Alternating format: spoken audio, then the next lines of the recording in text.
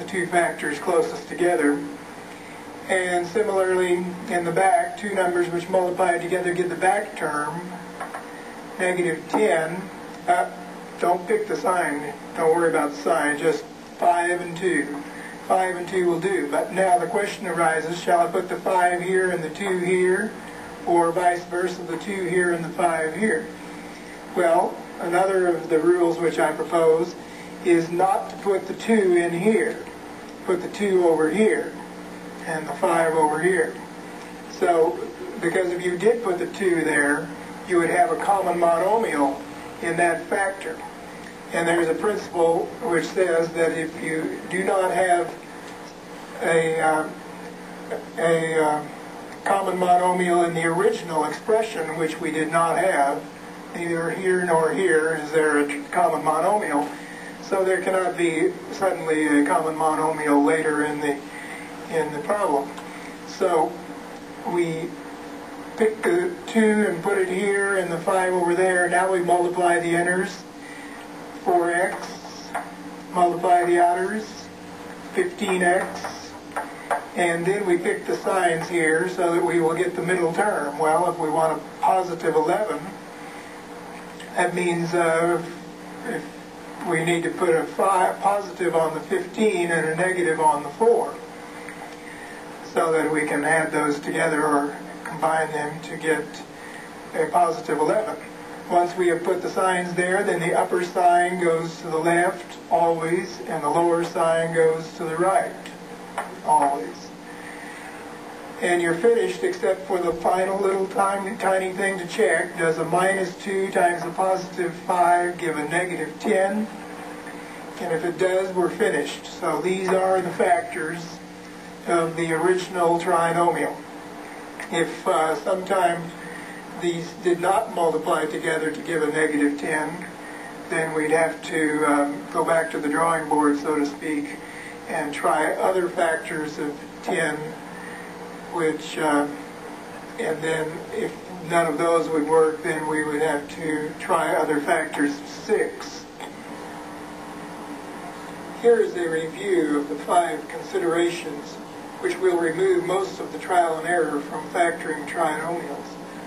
Only the main portion of each is listed here, since this is merely a summary of reasoning given more explicitly above. First, arrange in descending or ascending powers, positive term in front. Second, select factors which are closest together. Thirdly, never put like or common factors into the same parentheses. Fourthly, after writing products of inners and outers below the trinomial, the upper sign always goes to the left, sign selected for inner product, and lower sign always goes to the right parentheses. Fifthly, check to make sure that the product of the last terms, now that the signs have been selected, gives the last term of the trinomial.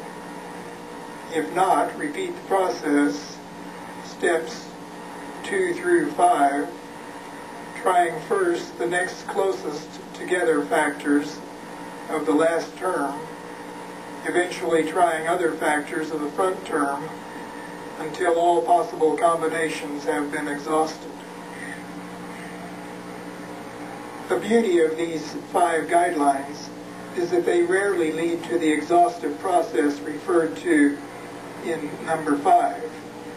And when it is necessary to employ trial and error, steps 2, 3, and 4 dispose of unworkable combinations in an orderly and rapid manner, much more pleasant than the listing and testing of all possible binomials suggested by many textbooks with the trial and error method. Any amount of reasoning is preferable to the agony and uncertainty and tedium inherent in the trial and error approach. And these considerations are much more easily employed than the AC method.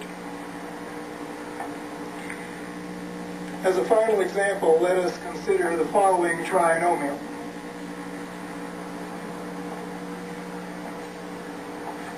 we start with two parentheses, and if we follow my guideline of trying 3x and 4x, the two factors closest together, factors of 12, which are closest together, 12x squared, then we would then try 4 and 2 for the 8. But you see, neither factor of 4 nor of 2 can be used, because then we'd have a common monomial of 4 in this parentheses, and that is not allowed by one of my considerations that I had on the list. So then we don't try 4 or 2, and if we tried 1 and 8, the only other possible factors of 8 are 1 and 8, well, in neither case can we use the 8 here. Right? So, because then we'd have a common monomial factor of 4 in there. So the use of 3 and 4 can't be done then. If we can't use any factors of 8 when we use 3 and 4, then we can't use 3 and 4 at all. So we go back and take away the 3 and 4 and try. So here we do have some trial and error, you see. Try the other factors of 6, of 12, which would be 6x and 2x, would be the next two closest together factors. But once again, we can't use 2 and 4 factors of 8, because once again we'd have common monomial of 2 here, or a common monomial of 2 here if we tried 4 and 2, for example.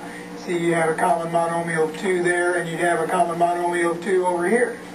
So 4 and 2 can't be used.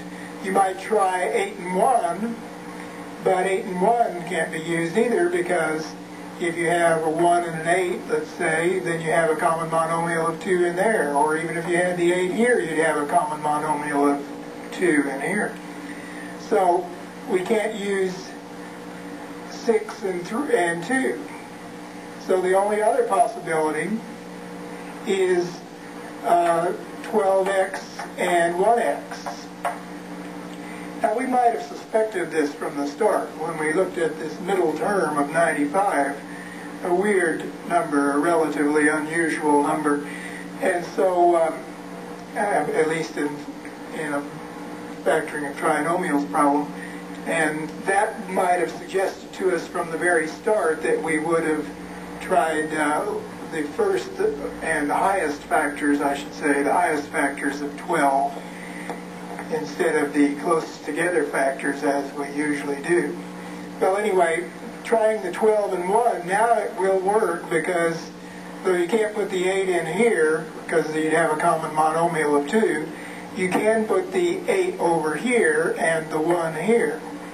So then we multiply the inners, 1x, multiply the outers, 8 times 2 is 16, so 96x. And now we pick the sign so that we'll get a positive 95. We better make this one positive and that one minus if we want to get a positive 95. So the upper sign goes to the left, and the lower sign goes to the right. And you check to make sure a minus 1 times a positive 8 gives negative 8, and it does. So those are your factors. Everything has been rigged so that these have to be the right factors. The fronts multiplied together give the front, the backs multiplied together give the back, and the inners and the outers added together give the middle term.